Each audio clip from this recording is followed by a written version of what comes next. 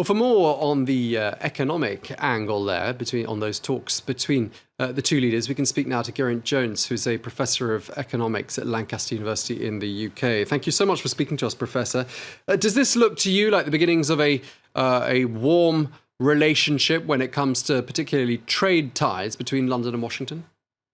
It could be the beginnings, but we will very much need to wait and see. I think Theresa May has made a good start in her relationship with Donald Trump, and all the signs from the press conference there are that there is the possibility of making a trade deal.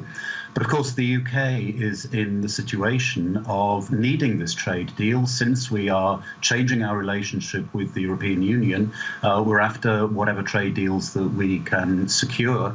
At present, we export an awful lot more to America than we import from America. We export around about £90 billion worth of goods and services per year, import somewhat less than 60 billion. And so this is much more important for the UK than it is for the USA. On the other hand, of course, Donald Trump wants to be making deals because this is what he's known for, as a deal maker. So there's a possibility there of two sides coming together in order to negotiate this. Yeah, and Trump's spoken quite harshly about disequilibriums in relationships over the last week or so, and even on the campaign trail.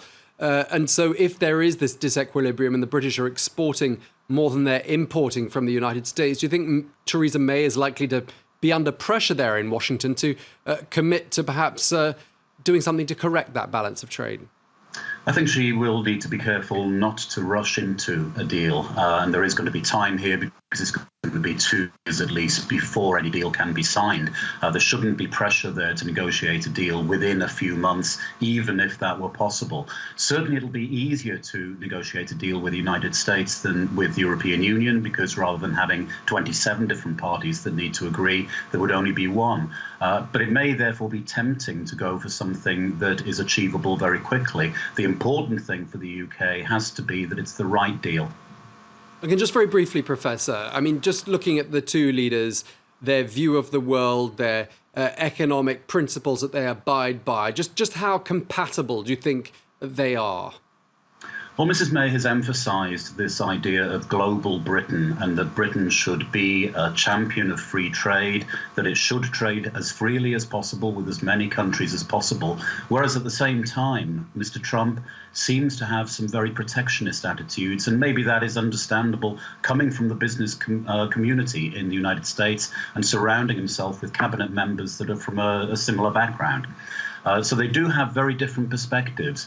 But I think there is scope here for a deal simply because the economic imperative for Mrs. May is that a deal that is attractive to Britain should be made, and she will need to make sure that it is attractive and be willing to pull out all the stops for that.